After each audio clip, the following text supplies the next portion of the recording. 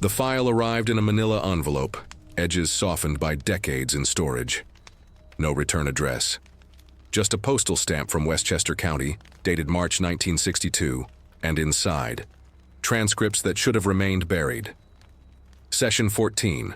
Subject, L. Whitaker. Date, November 3, 1961. Duration, 72 hours continuous. The words were typed on paper so thin it threatened to dissolve between my fingers. Someone had annotated the margins in pencil. Shaky handwriting, letters colliding into each other like bodies in a narrow corridor. One phrase, underlined 3 times. They didn't know I could see more in the dark than they ever could in the light.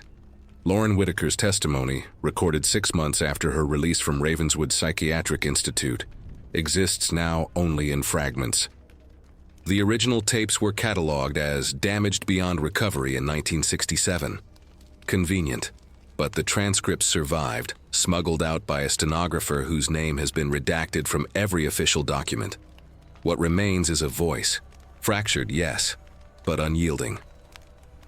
"I remember the injection," Lauren stated during her deposition to the New York State Board of Mental Hygiene. Her voice, according to the stenographer's notes, was steady, unnervingly so. Cold. That's what I remember most. The liquid was cold going in, and then nothing. Not blackness, absence. A void where my eyes used to be. The procedure had a name, though it appears nowhere in medical literature.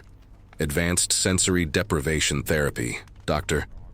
Elias Hawthorne, Chief of Experimental Psychiatry at Ravenswood, described it in internal memos as a revolutionary approach to treating delusional fixations in female patients. The chemical compound, derived from belladonna alkaloids and synthesized in a laboratory funded by undisclosed federal contracts, blocked optic nerve function for 72 to 96 hours per administration. Lauren received 14 sessions between August 1957 and November 1961. She was 28 years old when they admitted her. 28, and deemed too dangerous to remain free. The commitment papers listed her occupation as secretary and her diagnosis as acute hysteria with persecutory delusions. The signature at the bottom belonged to her employer, a senior partner at Morrison & Hayes, a law firm in Lower Manhattan where Lauren had worked for 11 months. 11 months during which she had access to files she was never meant to see. "I wasn't sick," she told the board. "I was inconvenient. The hospital itself stands even now, though it operates under a different name." Ravenswood closed its doors in 1965, following what officials termed administrative restructuring. The building remains, a Gothic revival structure perched on a hill overlooking the Hudson River, its brick facade blackened by industrial soot and time. Local teenagers call it haunted. They're not entirely wrong. Inside, the architecture speaks of a different era. Corridors that branch like capillaries, rooms without natural light, doors that lock only from the outside. The basement level, where experimental procedures were conducted, floods during heavy rain. Water pools in corners carrying with it the smell of rust and something older, something that doesn't wash away. Lauren's cell was on the 3rd floor, East Wing, room 317. Records indicate she was isolated there for therapeutic purposes between sessions. No visitors, no correspondence, no windows. The only sound, according to her testimony, was the rhythmic clicking of heels in the hallway. Nurses making their rounds every 4 hours, day and night. Seasons bleeding into one another without distinction. "Time stopped meaning anything," she said. "You understand? It wasn't that I lost track of days. Days stopped existing." At the bottom of the transcript, someone, perhaps Lauren herself, had written in that same trembling hand, "November 3rd, 1961, the day I went blind for the last time, the day I finally began to see." The envelope contained one other item, a photograph, black and white, slightly out of focus, a woman's face, eyes bandaged, head tilted as if listening for something just beyond the frame's edge. On the back, a single word, witness. Lauren Eileen Whitaker was born on March 17, 1929, in a 2-room tenement on Canal Street, Albany, New York. Irish Catholic, 3rd generation. Her mother, Bridget, worked the looms at the Harmony Mills textile factory. Her father, Thomas, died when Lauren was 9, crushed between machinery during a shift change. The foreman ruled it operator error. No compensation was paid. Bridget raised Lauren alone after that, supplementing her factory wages by taking in mending. The apartment smelled perpetually of wool and kerosene. At night, Bridget told stories, old country tales of the Cailleach, the blind hag who saw through winter itself, and of women who wove fate into thread. Lauren listened, memorizing every word. Even then she understood. Stories were survival. She learned to read from discarded newspapers that lined the factory floors. By 12, she was reading Union pamphlets. By 16, suffragette manifestos smuggled in by older women who remembered the battles of the previous generation. Education was a luxury her family couldn't afford, but Lauren was relentless. She attended night classes at the public library, taught herself shorthand, practiced typing on a borrowed Underwood until her fingers cramped. At 22, she left Albany, not fleeing, hunting. New York City promised something her hometown never could: anonymity and opportunity. She found work as a typist in a garment district office, then a bookkeeping firm. Then, in January 1957, Morrison and Hayes Law Associates on Lexington Avenue. The job came with a desk in the stenography pool, a salary of $42 per week, and access to filing cabinets that contained more than legal briefs. Lauren was efficient, quiet, invisible in the way young secretaries were expected to be, part of the furniture, noticed only when absent. She filed documents, transcribed dictation, answered telephones with the appropriate mixture of deference and efficiency. The partners liked her. She never asked questions, but she read everything. In June 1957, while organizing case files for a corporate merger, Lauren discovered correspondence that didn't belong. Letters on pharmaceutical company letterhead, bank statements showing wire transfers to offshore accounts, names she recognized from newspapers: a city councilman, a state senator, a federal health inspector, and amounts.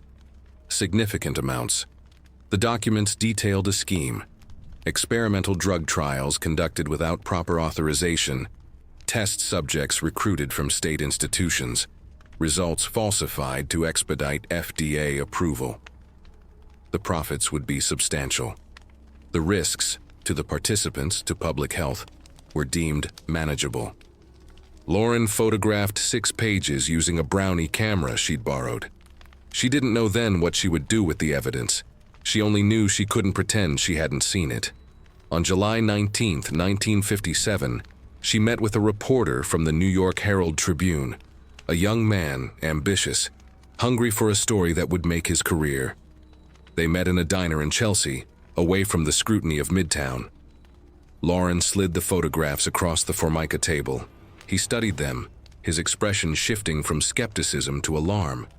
"Do you understand what this means?" he asked. She did. "Can you protect me?" she asked back. He promised he would try. 3 weeks later, Lauren received a visitor at her apartment. Not the reporter, 2 men in gray suits. They didn't identify themselves. They didn't need to. One carried a leather briefcase. The other stood by the door, silent, watching. The conversation was brief, professional. They explained that her behavior had raised concerns, that her employer had noticed irregularities in her work, confusion, paranoia, emotional volatility, that she'd been speaking to people about things she didn't understand, that she needed help. Lauren objected. She wasn't confused. She wasn't paranoid. She was a witness. "Miss Whitaker," the man with the briefcase said, his tone patient, almost kind. "Sometimes stress manifests in unexpected ways. Women your age, unmarried, alone in the city. It's not uncommon to develop fixations. We only want to ensure you receive proper care." The commitment papers were already signed. Her employer, a psychiatrist she'd never met, a judge whose name appeared in the photographs she'd taken. On August 2, 1957, Lauren Whitaker was escorted from her apartment by two orderlies. Neighbors watched from their windows but said nothing. The Herald Tribune reporter never published his story. Years later, a colleague would mention that he'd transferred to the Los Angeles bureau quite suddenly. A promotion, they said, no forwarding address. The ambulance that took Lauren north carried no sirens. It traveled quietly through the summer afternoon. Windows dark, destination predetermined. Ravenswood Psychiatric Institute, where inconvenient women were sent to be cured. The diagnosis was written before Lauren ever spoke to a doctor. Medical record number 4872, dated July 28, 1957, 5 days before her commitment, lists acute hysteria with persecutory delusions, paranoid fixations, and risk of harm to self and others. The examining physician, Dr. Elias Hawthorne, Chief of Psychiatry, Ravenswood Institute. The examination never conducted. Hawthorne signed the evaluation from his office in Westchester County. Lauren was still living in Manhattan, unaware that her fate had already been determined. The document exists in duplicate, one copy filed with the New York State Department of Mental Hygiene, the other locked in Ravenswood's administrative vault until 1968, when a court order forced its disclosure during unrelated litigation. The handwriting belongs to Hawthorne. The language is precise, clinical, damning. Patient exhibits classic symptoms of female hysteria, exacerbated by occupational stress and unmarried status. Reports elaborate conspiracy theories involving respected civic leaders and pharmaceutical enterprises. Demonstrates inability to distinguish fantasy from reality. Immediate institutionalization recommended to prevent deterioration and potential public disturbance. Hysteria. The diagnosis had been weaponized for generations. A medical label slapped onto women who spoke too loudly, questioned too openly, existed too inconveniently. In 1952, the American Psychiatric Association had officially retained it in their Diagnostic and Statistical Manual. By 1957, it remained the most common justification for involuntary female commitment. Lauren's commitment papers were co-signed by 3 individuals: her employer, senior partner Howard Morrison, Dr. Hawthorne, and Judge Preston Carlisle of the New York Supreme Court. Morrison claimed Lauren had become increasingly erratic at work, making unfounded accusations against clients. Hawthorne certified her as mentally incompetent and a danger to societal order. Carlisle, invoking a statute designed to protect families from lunatic members, ordered indefinite psychiatric confinement. None of them disclosed their connections to Pharmachem Industries, the pharmaceutical company named in the documents Lauren had photographed. Morrison's firm represented Pharmachem in 3 ongoing federal cases. Hawthorne received an annual research grant of $18,000 from Pharmachem's psychiatric division. Carlisle's brother-in-law sat on Pharmachem's board of directors. These facts would not emerge until 1963, during the state Senate's investigation into institutional corruption. The morning of her commitment, Lauren was not informed where she was being taken. The orderlies, both male, both silent, arrived at her apartment with a legal writ but no explanation. She asked to see the papers. They refused. She asked to call an attorney. They ignored her. When she attempted to leave, one orderly blocked the door while the other produced leather restraints. "Please," she said, "there's been a mistake." There had been no mistake. The ambulance ride lasted 90 minutes. Lauren sat between the 2 orderlies, wrists bound, watching Manhattan dissolve into suburbs, then into wooded hills. No one spoke. The driver smoked with the window cracked. Outside, August heat shimmered off the pavement. Inside, the air was stale and metallic, the smell of fear absorbed into upholstery over countless similar journeys. Ravenswood announced itself gradually. First the iron gates, then the long gravel drive bordered by overgrown hedges. Finally, the building itself, a massive Victorian structure of dark brick and narrow windows. Gothic Revival architecture, popular in the 1880s for prisons and asylums. The message was identical: permanence, inescapability. Lauren was processed in the receiving hall.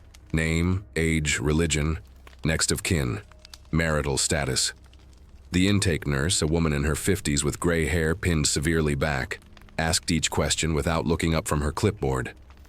Lauren's answers were recorded in shorthand, then filed. Personal effects, the nurse said. Lauren's purse, watch, and apartment keys were placed in a manila envelope. Her clothing, a cotton dress, stockings, practical shoes, was exchanged for a hospital gown.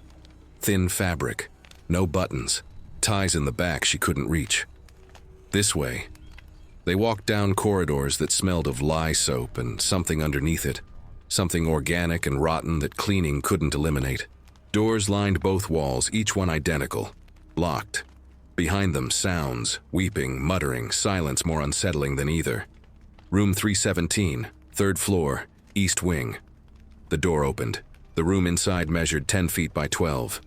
A cot bolted to the wall, a metal toilet without a seat, a single light bulb recessed behind wire mesh. No window. Someone will come for you, the nurse said. The door closed, the lock engaged with a sound like bone breaking. Lauren stood in the center of the room. She did not cry, she did not scream. She pressed her palm against the wall, cold plaster, slightly damp, and felt the building breathe around her. Outside, beyond walls and locked doors and professional lies, the world continued. Subways ran, telephones rang. People bought newspapers and believed what they read. Inside, Lauren Whitaker began to disappear, not all at once, gradually, methodically, one recorded lie at a time. Ravenswood Psychiatric Institute was founded in 1923 on 240 acres of former farmland in Westchester County, 43 miles north of Manhattan. The original structure, a colonial-era manor house, had been expanded over 3 decades into a sprawling complex. Administrative buildings, patient wards, surgical theaters, laboratories, and underground tunnels connecting it all like arteries beneath skin. By 1957, Ravenswood housed 417 patients. 73% were women. The architecture revealed its purpose through absence. Windows existed, but they were narrow, placed high in walls, reinforced with wire mesh that divided sunlight into geometric fragments. Doors opened only from one side. Corridors branched without logic, designed to disorient. There were no mirrors anywhere. Nothing that could shatter. Nothing that could reflect. The building itself seemed conscious of its cruelty. Radiators clanged in summer, fell silent in winter. Water pipes groaned behind walls at irregular intervals, creating the illusion of movement where none existed. At night, the structure settled with sounds that mimicked footsteps, breathing, whispers just beyond comprehension. The patient wards occupied 3 floors. 4th floor, violent cases, men primarily, kept in chemical sedation. 3rd floor, women deemed treatable. Hysterics, melancholics, nymphomaniacs, diagnoses that meant only inconvenient. 2nd floor, administrative overflow and experimental cases. 1st floor, receiving, processing, and the office of Dr. Elias Hawthorne. Hawthorne had arrived at Ravenswood in 1951, recruited from a private research facility in Baltimore that specialized in behavioral modification. His credentials were impeccable: Johns Hopkins medical degree, postdoctoral work in neurochemistry, published papers on sensory deprivation and perceptual manipulation. What his official biography omitted was his involvement with classified government programs. Projects born from wartime intelligence operations that continued quietly into the Cold War era. MKUltra, though not yet named in public discourse, cast its shadow across institutions like Ravenswood. Federal funding arrived through circuitous channels. Department of Defense contracts disguised as mental health research grants. Pharmaceutical company subsidies linked to intelligence agencies. The goal: understanding and controlling human consciousness. The method: experimentation on captive populations who could neither consent nor refuse. Ravenswood became an unofficial laboratory.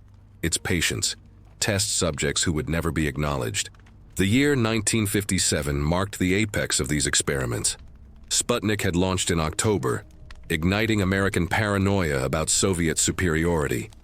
The space race demanded understanding of human limits. How long could astronauts endure sensory isolation? How could consciousness be maintained in darkness, silence, confinement? Ravenswood provided answers, using methods that would later be classified as torture. Lauren arrived in August, as summer heat pressed against the building's brick facade like a hand over a mouth. The grounds outside were meticulously maintained, lawns mowed in precise rows, hedges trimmed into geometric shapes, but patients were forbidden to walk there unsupervised. Recreation yard access was granted sporadically, 20 minutes per week, in groups of 6, watched by orderlies who carried restraints coiled at their belts. Inside, the atmosphere was pharmaceutical and suffocating. Disinfectant, industrial-strength phenol, mixed with unwashed bodies, urine, menstrual blood, and something else, the metallic scent of terror, which has a smell despite what people claim. Fear is chemical. It seeps from skin, saturates fabric, lingers in enclosed spaces. The daily routine was designed for erasure. Wake at 6, cold water from communal sinks. Breakfast, oatmeal, bread, weak coffee. Morning inspection, body, teeth, hair. Contraband check. Medication distribution, pills handed through a slot, swallowing monitored. Then nothing. Hours of nothing. Patients sat on benches in day rooms, staring at walls painted institutional green, a color chosen specifically because studies showed it induced lethargy. Conversation was discouraged. Reading materials were censored. Letters were inspected, often withheld. Visitors required approval from attending physicians, approval that was rarely granted. The stated reason: excitement from external contact may impede therapeutic progress. The truth: witnesses were inconvenient. Lauren learned the rules quickly. Speak only when spoken to. Make no demands. Express gratitude for treatment. Display appropriate feminine submissiveness. Deviation resulted in consequences.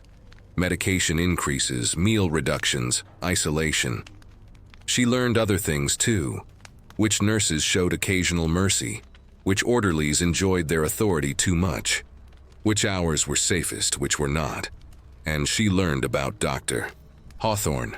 He made rounds twice weekly, moving through wards with an entourage. Residents, nurses, administrators taking notes. He paused at certain beds, reviewed charts, asked questions in a voice that sounded interested but wasn't. Patients responded carefully, aware that every word was assessed, recorded, weaponized. Lauren first saw him on her 3rd day. Tall, perhaps 50, graying at the temples in a way that suggested distinction rather than age. Wire-rimmed glasses, white coat starched to perfection, hands that looked like they belonged to a pianist, long fingers, immaculate nails. He stopped at her door, studied her through the wire-reinforced window. "Miss Whitaker," he said, not asking, confirming. She met his eyes. That was her mistake. He smiled. "We're going to help you." The door closed. His footsteps receded down the corridor, measured, unhurried, certain. Lauren sat on her cot and felt the walls contract. They came for Lauren on August 14, 1957, at 11 o'clock in the morning. 2 orderlies, no explanation. She was escorted down corridors she hadn't seen before, past the main wards, through a door marked "Authorized Personnel Only," down a staircase that descended into the building's basement level. The temperature dropped with each step. The walls down here were bare concrete, sweating moisture. Overhead pipes carried water, steam, waste, the building's hidden circulatory system. Fluorescent lights buzzed intermittently, creating pockets of shadow between illuminated sections. Room B7, Experimental Therapy Suite. Inside, an examination table, leather restraints already open and waiting, medical equipment on rolling carts, syringes, vials, monitoring devices. A single chair in the corner where someone could sit and observe. Dr. Hawthorne stood near the table, reviewing notes on a clipboard. "Miss Whitaker," he said without looking up, "please lie down." Lauren hesitated. The orderlies moved closer, not touching but present, their intention clear. She climbed onto the table. The leather was cold against her back. even through the thin cotton gown. The restraints closed around her wrists, ankles, across her chest. Not tight enough to cut circulation, tight enough that movement became impossible. Hawthorne approached, syringe in hand. The liquid inside was clear, slightly viscous, catching light like oil on water. "This is a sedative," he said. His voice was clinical, pedagogical, as if lecturing students. "You may experience some disorientation. This is normal. The treatment works by temporarily disrupting visual nerve function, allowing us to address the perceptual distortions underlying your condition." Lauren understood three things simultaneously. This was not a sedative. Disruption was not temporary, and no one outside these walls knew where she was. "I'm not sick," she said. Hawthorne inserted the needle into her right arm. The truly ill never believe they are. The injection took 30 seconds. Cold spreading from the puncture site, tracking up her arm, across her shoulder into her neck, then her head, then behind her eyes. The sensation defied description. Not pain, not numbness. Erasure, as if her optic nerves were being slowly, methodically severed from consciousness itself. Colors drained first. The room's fluorescent white bleeding to gray, then darker, then nothing. Shapes persisted briefly, outlined in dying light, before they too dissolved. The last thing Lauren saw was Hawthorne's face, watching her with the detached curiosity of a scientist observing an experiment. Then, absolute darkness. Not the darkness of closed eyes, which retains some quality of light memory. Not the darkness of night, which the brain eventually adjusts to. This was the darkness of void, a complete, suffocating absence of visual input that the mind could not compensate for or contextualize. Panic arrived immediately, instinctive, primal. Lauren tried to open her eyes wider as if the problem were mechanical. They were already open. She blinked. Nothing changed. She moved her head. The restraints allowed perhaps an inch of range, searching desperately for any pinpoint of light, any shadow, any indication that sight existed. Nothing. "Pupil dilation normal," Hawthorne's voice said from somewhere. Distance was impossible to judge without visual reference. Responsiveness to external stimuli within expected parameters. Heart rate elevated but stable. Beginning documentation. Lauren heard scratching, pen on paper, footsteps circling the table, the scrape of the chair being pulled closer. "Can you see me, Miss Whitaker?" She didn't answer. Verbal response is important for our records. "Can you see me?" "No." "Good. This is the intended effect.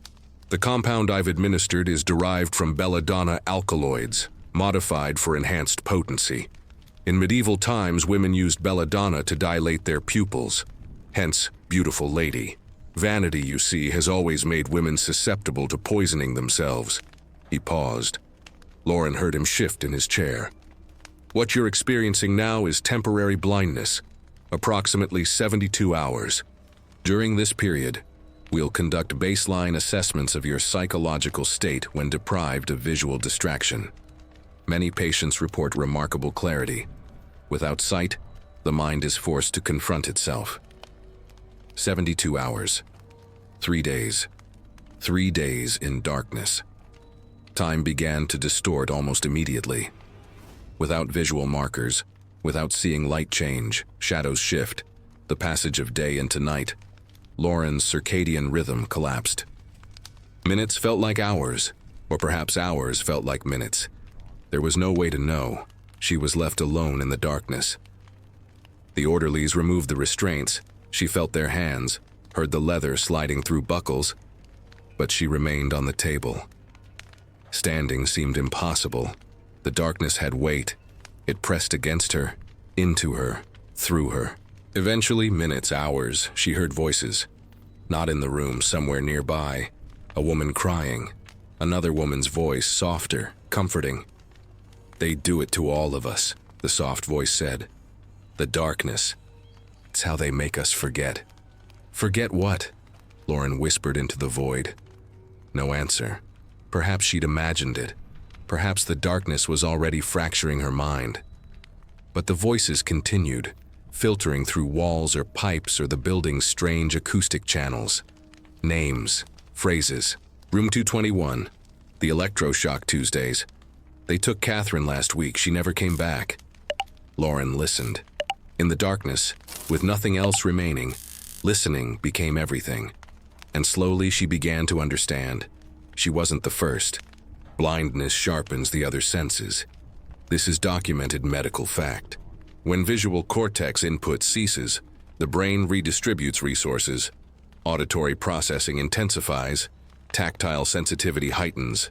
Spatial awareness compensates through sound mapping. Lauren discovered this on the second day of her first session. She was no longer in the examination room.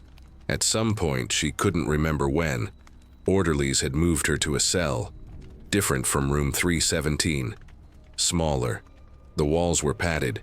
She could feel that when she pressed her palms against them. Fabric over foam over concrete. Sound died here. Her own breathing seemed muffled, absorbed before it could echo. But not all sounds. The building spoke. Water moved through pipes with varied rhythm. Fast rush, slow drip, occasional hammer of pressure release. Footsteps passed in corridors beyond her cell, each pair distinct. The brisk clip of nurses' shoes, the heavy tread of orderlies, the shuffle of patients in institutional slippers. Voices carried through ventilation ducts, words fragmenting into syllables that reassembled in her mind. Third floor. Tuesday. Didn't survive. Lauren learned to orient herself by sound. Meal cart wheels squeaked approaching from the left. Keys jangled from the right before her door opened. Day shift nurses spoke in hushed efficiency. Night shift moved in near silence, punctuated by the snap of medication logs closing. And beneath it all, the women. They whispered at night, when supervision thinned.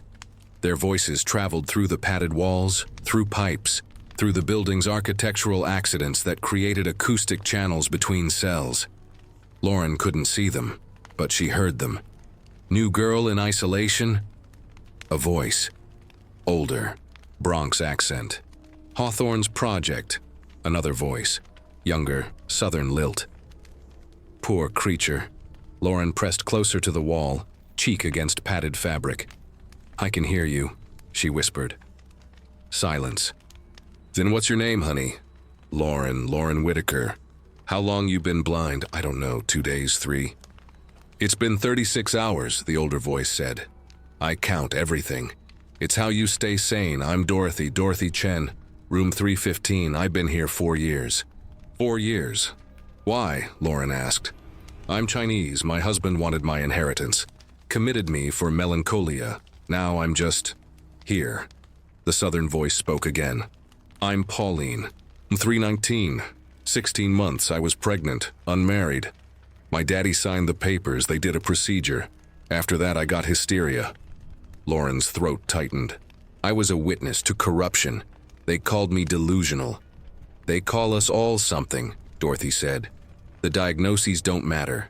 We're here because we're inconvenient.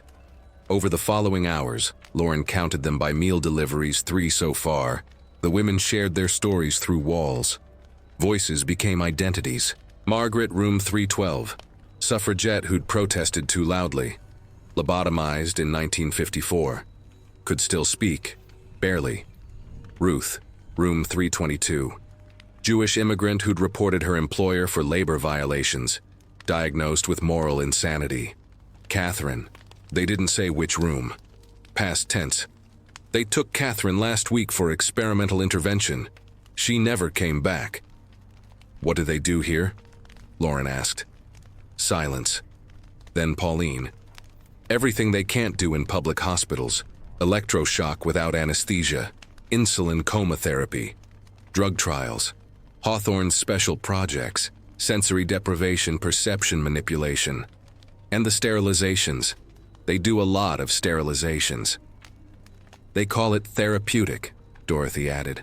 For our own good. For society's good. They document everything in files we'll never see. Lauren felt her heartbeat in her temples, amplified by darkness. How many women? On this floor, maybe 40. In the whole building, hundreds. Do any of them leave? Long pause. Some, changed, broken. Most just disappear into other wards. Or the cemetery behind the north building. They say it's for patients who had no family. But we all have family. We just have the wrong kind. Lauren's hands formed fists against the padding. There has to be records, documentation. Oh, there's records, Dorothy said. Hawthorne keeps everything. His office, first floor. Medical files, experiment logs, financial records, all of it. But nobody outside cares. We tried. Letters get intercepted. Visitors get turned away. Lawyers say we're incompetent to testify. Because we're diagnosed, Pauline said softly. Because we're women, because we're forgotten. A sound, closer, louder, footsteps, keys. Quiet, Dorothy hissed. Night rounds. The women fell silent. Lauren heard the footsteps pass, slow, methodical. The guard checking each cell through observation slots. Flashlight beams would be sweeping across faces, though Lauren couldn't see them. She kept her breathing steady, feigning sleep. The footsteps receded. Several minutes passed. Lauren, Dorothy's voice barely audible. Yes? Your eyes will come back. The drug wears off, but remember everything you hear, everything. When you can see again, you might be able to do what we can't. What's that? Witness. Lauren pressed both palms flat against the padded wall, as if she could absorb strength through it. In the darkness, deprived of sight, she'd found something else. Clarity. Purpose.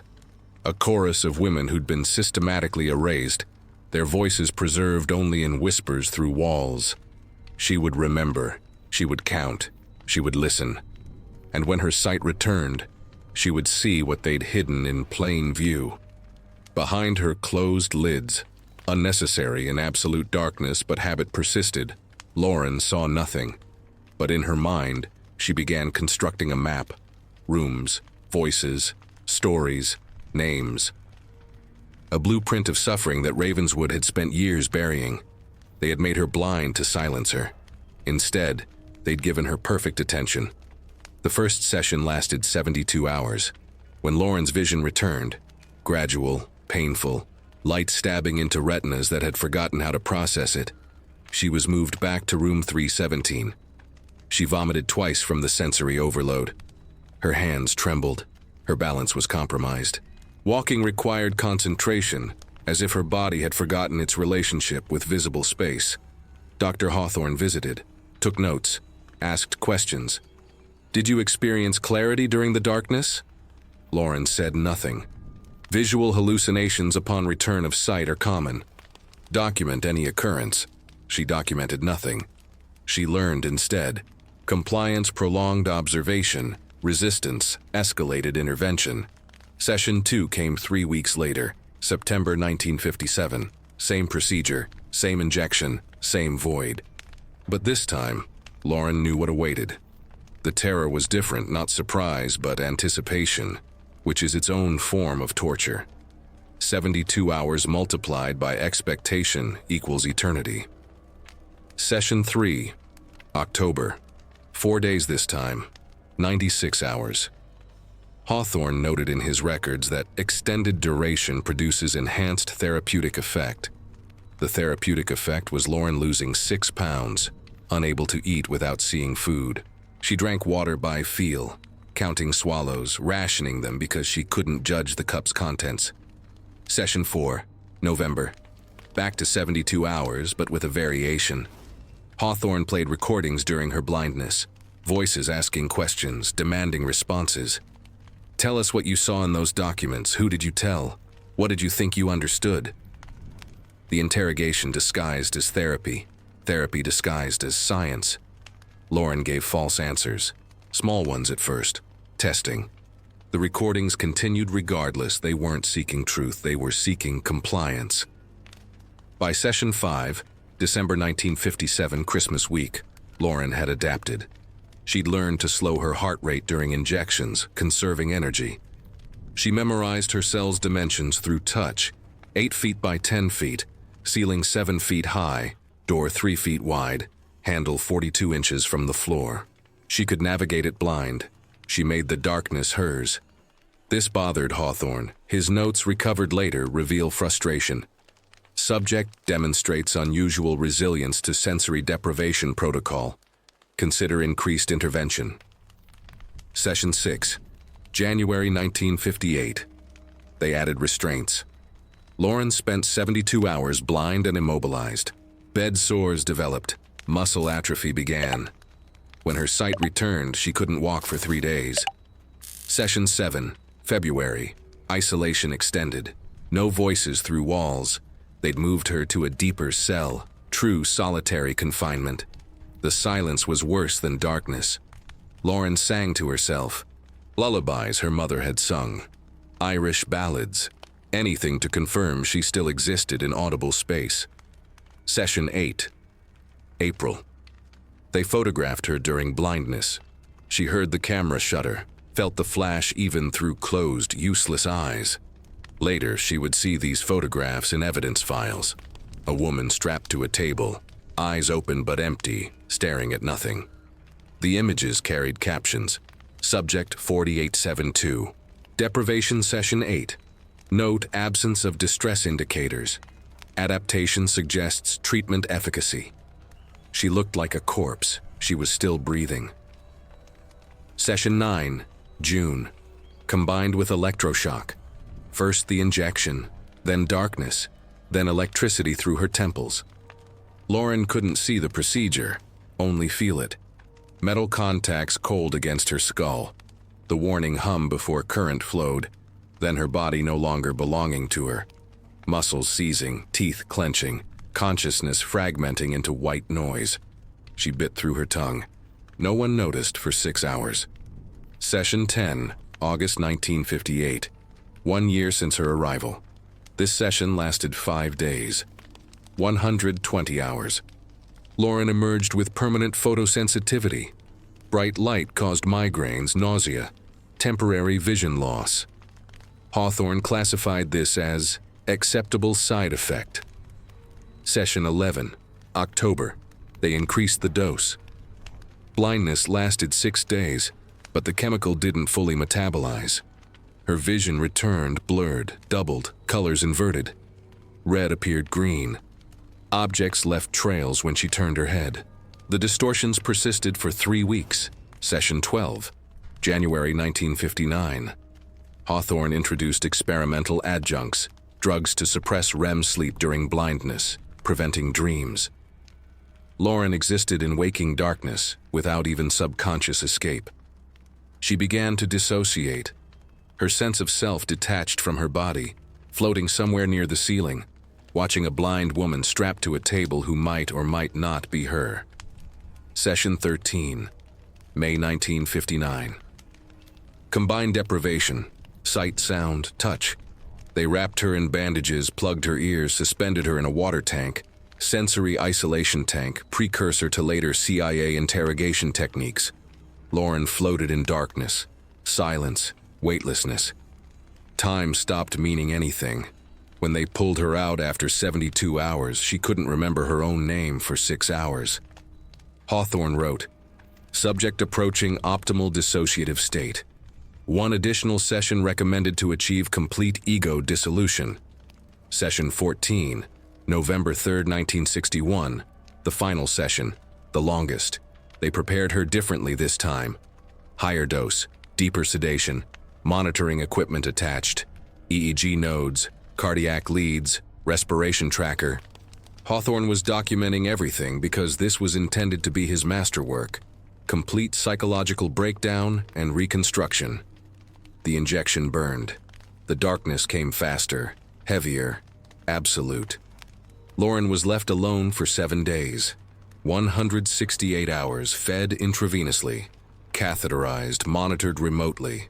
She existed in a void without beginning or end, time or space, self or other. On the 5th day, she stopped being Lauren Whitaker. The woman on the table was just meat and electrical impulses, a biological machine breathing because autonomic systems hadn't figured out how to stop. On the 6th day, something changed. In the absolute darkness, a light appeared. Not external, internal. Not vision, memory. Her mother's face, Thomas's laugh, The textile mill, Manhattan, documents, corruption, truth. She remembered why she was here, what she'd seen, what they'd tried to erase. On the seventh day, when orderlies came to end the session, they found Lauren Whitaker conscious, blind, but speaking clearly. "I remember everything." Hawthorne classified Session 14 as a failure. Lauren classified it as survival. After Session 14, something shifted in Ravenswood's architecture of control. Lauren had survived what was designed to obliterate her. Hawthorne reduced her sessions, not out of mercy, but confusion. His experimental protocols demanded predictable results.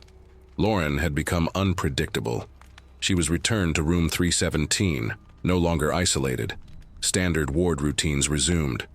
This was tactical error. Isolation had separated her from the women whose voices had sustained her. Now, in dayroom hours and meal lineups, Lauren reconnected with the Whisper Network. Dorothy Chen recognized her first. A woman in her late 50s, hair cropped short, standard for long-term patients, eyes that held decades of institutional survival. She passed Lauren in the corridor, their shoulders brushing. A folded piece of paper transferred from Dorothy's palm to Lauren's. In her cell that night, Lauren unfolded it. Pencil marks, barely visible, written in the margins of what looked like torn Bible pages. Contraband transformed into communication. Room 302. Wednesday nights, after lights out.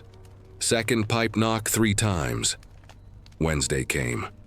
Lauren waited in darkness. Natural darkness this time. The institutional lights out that swallowed Ravenswood each night at 9 o'clock. At 10, she pressed her ear against the wall near the heating pipe. 2 knocks. Pause. 3 knocks. She knocked back 3 times. A voice traveling through metal. "We're here." Here meant more than a dozen women across 3 floors, communicating through pipes, ventilation shafts, whispered conversations during supervised recreation, notes hidden in library books that circulated among patients. They called themselves nothing. No official name, no organization.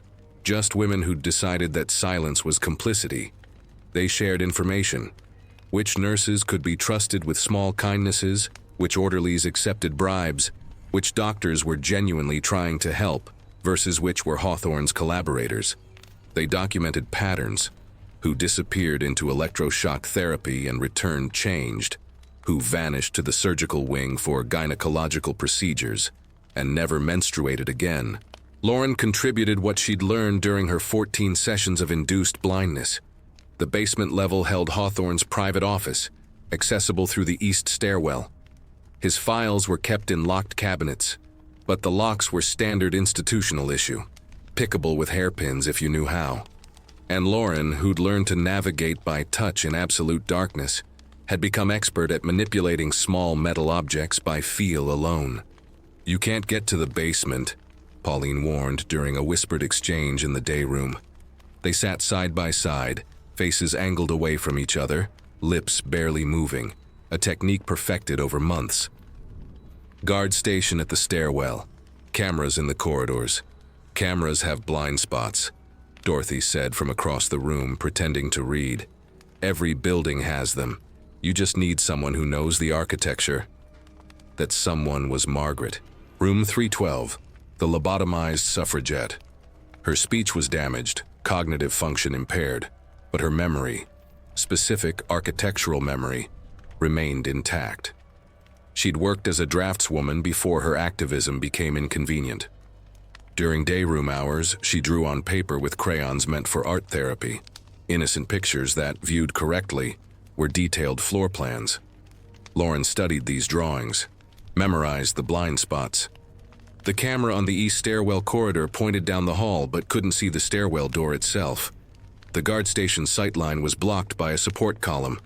The window, 3 minutes during shift change, 11 p.m., when the night guard left his post to receive transfer reports. Ruth, the woman who'd reported labor violations, worked kitchen duty. She had access to the master key ring during meal cart preparations, 15 minutes each morning. She made a wax impression of the basement access key. A patient who'd been a jeweler before her melancholia diagnosis cast a copy using melted down pipe solar. It took 4 months to prepare. 4 months of women moving invisibly through the institution's routines, each contributing microscopic acts of resistance that accumulated into possibility. January 17, 1962. 11 p.m. Shift change. Lauren left room 317. She'd learned institutional rhythms so perfectly that her absence wouldn't be noted until morning count. She moved through corridors like she'd moved through her cell during blindness, not by sight, but by spatial memory, each turn and distance measured in advance. The east stairwell. The guard's back was turned. Lauren slipped past. Down the stairs. Basement level. The key, warm from being hidden in her clothes, fit the lock. Hawthorne's office was smaller than she'd imagined. 1 desk, 3 filing cabinets, a bookshelf. Everything meticulously organized because Hawthorne was, above all, methodical. The files weren't locked. Why would they be? Who would dare enter? Lauren pulled folders at random, photographing pages in her memory because cameras weren't available, but perfect recall was. Patient records with diagnoses invented to justify commitment.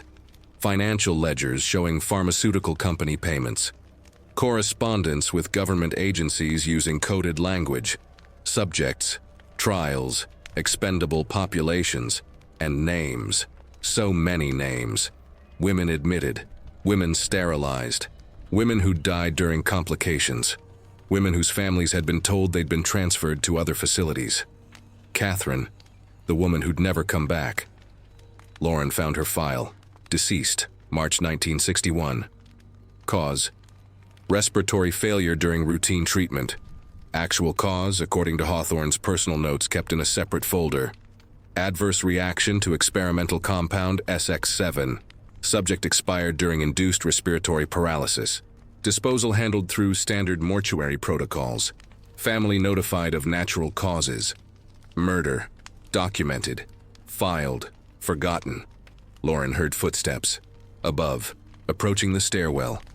She returned the files exactly as she'd found them. Left no evidence of intrusion. Exited through a secondary corridor that Margaret's maps had revealed. By the time the guard completed his rounds, Lauren was back in room 317, pulse racing but face calm. The women waited 3 days before reconvening through pipes. "Did you find it?" Dorothy asked. "Yes." "Enough?" Lauren thought of Catherine's file, of the hundreds of others, of the systematic brutality disguised as medicine, documented in Hawthorne's precise handwriting. "More than enough," she said, "but evidence means nothing if no one outside these walls will listen." "Then we make them listen," Pauline said. They spent the following weeks planning. The Whisper network expanded, women on different floors in different wards, each contributing small pieces. A patient with grounds privileges who could reach the front gate. Another who had visitors, rare but occasional, who might carry a message. A maintenance worker, sympathetic, underpaid, willing to look the other way. They weren't planning escape. They were planning exposure. But institutions that bury secrets don't release them easily. And Hawthorne was watching. The investigation began not with concern for patients, but with money. In March 1962, a routine state audit discovered financial irregularities at Ravenswood. Pharmaceutical payments deposited into discretionary accounts. Research grants without corresponding oversight documentation. Patient deaths exceeding statistical norms. The auditor, a bureaucrat named Harold Finch who cared more about balanced ledgers than human suffering, flagged the discrepancies. The New York State Department of Mental Hygiene dispatched 2 investigators. They arrived unannounced on April 3, 1962, demanding access to records. Hawthorne complied, partially. He provided sanitized files, patient rosters with names redacted, financial statements that explained away inconsistencies. The investigators spent 3 days reviewing paperwork in administrative offices, never entering patient wards, never speaking to the women who could tell them what documents couldn't. But Dorothy Chen had been counting days, tracking patterns. She'd observed the investigators' arrival, noted their departure schedule, understood this was the window.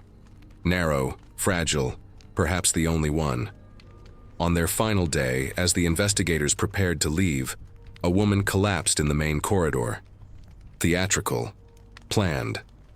Pauline, who'd been an actress before her pregnancy became inconvenient, performed her greatest role. A seizure violent enough to demand immediate medical attention in a public space. Chaos created opportunity. While nurses rushed to assist, while orderlies called for Dr. Hawthorne, while the investigators watched with uncomfortable concern, Lauren Whitaker stepped forward. She'd been in the day room, coincidentally near the corridor, coincidentally positioned. "Excuse me," she said to the investigators. Her voice was steady, clear, sane, the voice of a woman who didn't belong here. "I need to speak with you about Dr. Hawthorne's experiments." The older investigator, gray suit, briefcase, tired eyes, glanced at her hospital gown. "Miss, we're not authorized to conduct patient interviews." "I'm not a patient. I'm a prisoner. And I have information about systematic human experimentation, falsified records, and covered-up deaths." The younger investigator, perhaps less jaded, perhaps simply curious, pulled out a notepad. "What's your name?" "Lauren Whitaker. Committed August 1957 under false psychiatric diagnosis. I was a witness to corporate corruption involving pharmaceutical companies and city officials. My commitment was arranged to silence me. I have been subjected to 14 sessions of experimental sensory deprivation, chemical blindness induction, and psychological torture under the guise of therapy." She spoke quickly, precisely, because security was approaching. She recited dates, procedure names, chemical compounds, file cabinet locations. She named Catherine and the cause of death listed versus the actual cause. She described the basement office and what its files contained. "Those are serious allegations," the older investigator said carefully. "They're documented facts. Hawthorne keeps records of everything. He's meticulous. That's his weakness." Security arrived. 2 orderlies moving to escort Lauren back to her ward. "Wait," the younger investigator said. He looked at his colleague. "We should at least verify her claims." The older man hesitated. Then, "Miss Whitaker, would you be willing to provide formal testimony?" "I would testify under oath in front of the entire state legislature if necessary." What happened next occurred slowly, then all at once. The particular rhythm of institutional collapse. The investigators extended their visit. They demanded access to Hawthorne's office, to patient files, to medical records previously declared confidential. Hawthorne objected, citing patient privacy, research integrity, administrative protocols. The objections were overruled by state authority. They found everything Lauren had described. Not immediately.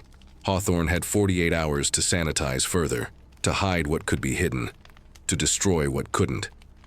But institutions are too large for perfect erasure. Records existed in duplicate. Correspondence was copied. Nurses and orderlies, suddenly facing investigation themselves, produced documents they'd kept as insurance.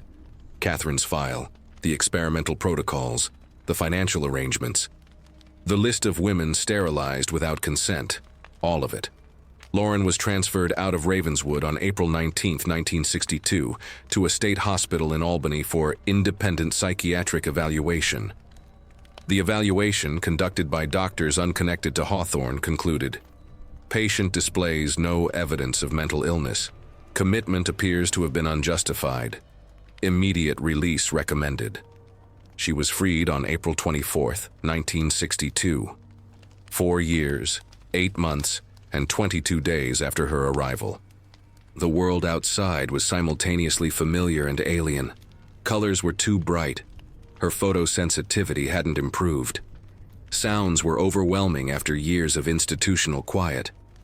She'd lost 23 pounds. Her hands trembled constantly. She couldn't sleep without nightmares of darkness, but she was free. And she was angry.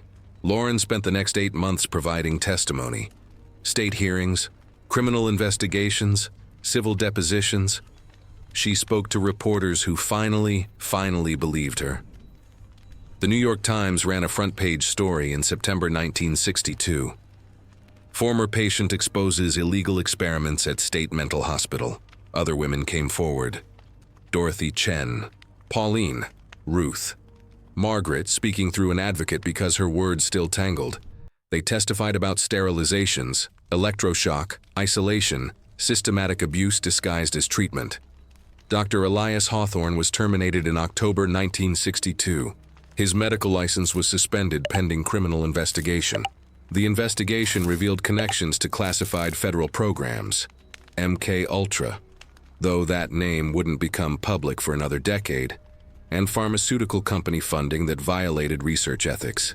He was never charged. The federal government invoked national security privileges, classified evidence, sealed records. Hawthorne accepted a settlement, loss of license, permanent ban from psychiatric practice, and silence. He signed documents promising never to discuss his work. He retired to Virginia, where he died in 1978 of natural causes, his obituary listing him as a pioneering researcher in behavioral science. Lauren received no settlement, no apology, no compensation for 4 years stolen, but she had something else: proof, documentation, testimony, truth. And one more thing, a list. Names of officials who'd facilitated the experiments, judges who'd signed commitments, lawyers who'd represented pharmaceutical companies, politicians who'd accepted donations. The list was detailed, meticulous, accurate. Hawthorne wasn't the only one who'd kept records. Ravenswood Psychiatric Institute closed its experimental programs in November 1962. Officially, this was termed restructuring to align with updated ethical guidelines. Unofficially, it was damage control, shutting down operations before federal investigators could expand their inquiry. The facility itself remained operational until 1965, housing patients under standard psychiatric care protocols. Then, citing budgetary constraints and facility deterioration, the state transferred remaining patients to other institutions and shuttered the building. It stood empty for 13 years before being demolished in 1978. A shopping plaza occupies the land now. Few people remember what was there before, but the archives remember. The documents released in 1963, following sustained legal pressure from Lauren and other survivors, revealed systematic abuses spanning 3 decades. Not just at Ravenswood. The investigation expanded to 16 other state psychiatric facilities.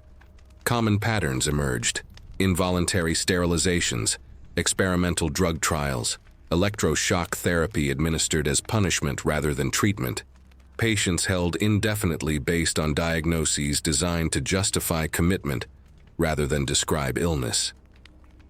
The total number of women affected remains unknown. Records were incomplete, destroyed, or never created. Conservative estimates suggest thousands. More realistic assessments, tens of thousands.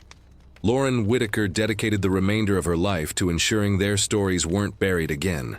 She co-founded the Patient Rights Advocacy Group in 1964, lobbied for legislative reforms, testified before congressional committees examining CIA domestic programs.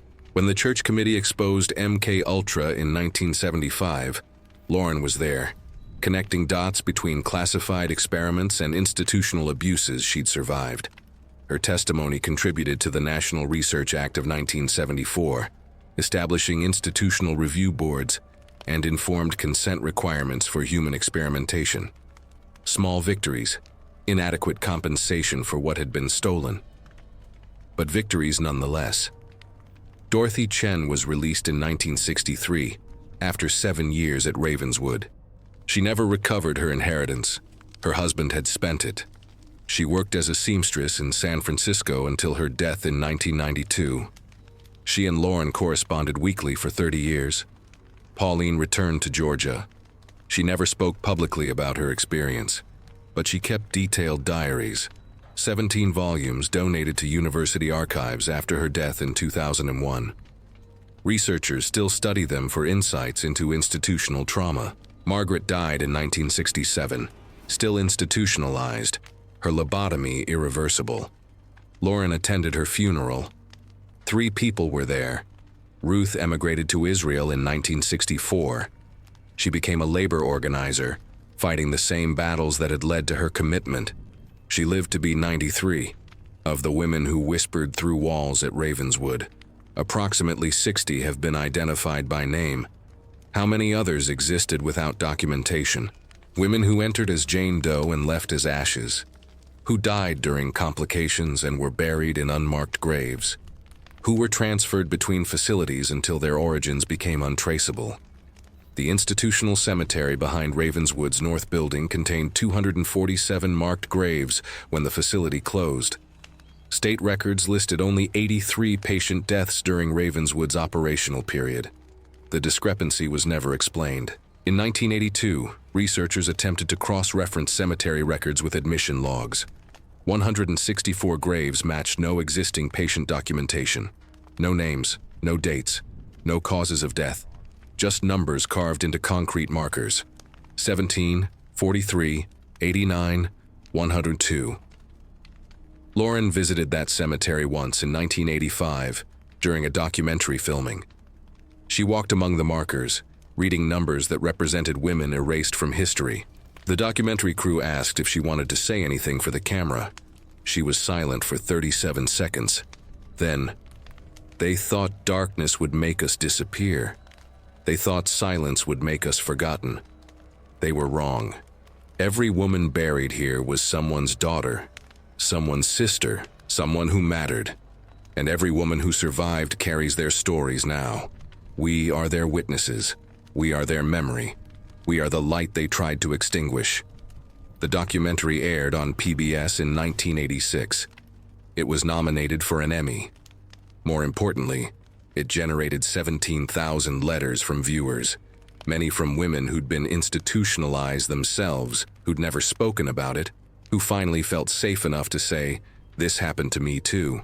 Lauren Whitaker died on February 12, 2008, in Albany, New York, the city where she was born. She was 78 years old. Cause of death?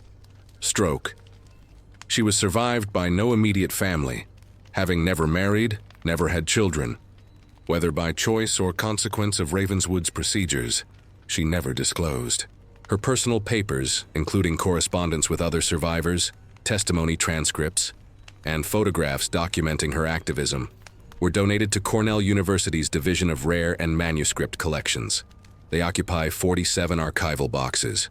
Researchers request them regularly.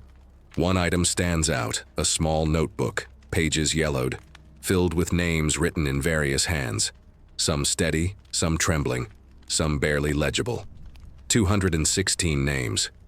Women Lauren met or heard about during her 4 years at Ravenswood.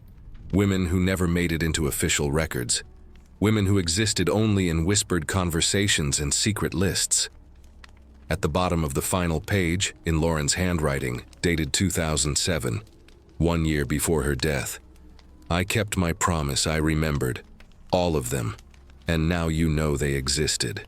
The files declassified in 2025, the documents that began this account, confirm what Lauren testified to for 46 years.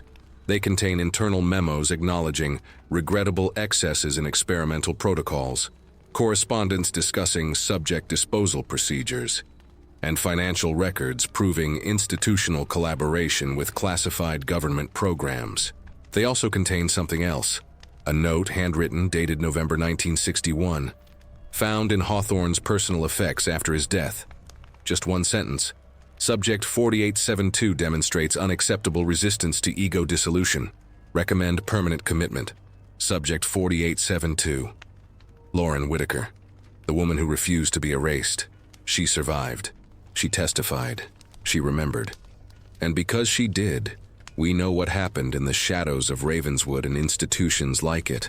The medical torture, the silenced voices, the women who were buried in unmarked graves and locked files and deliberate forgetting.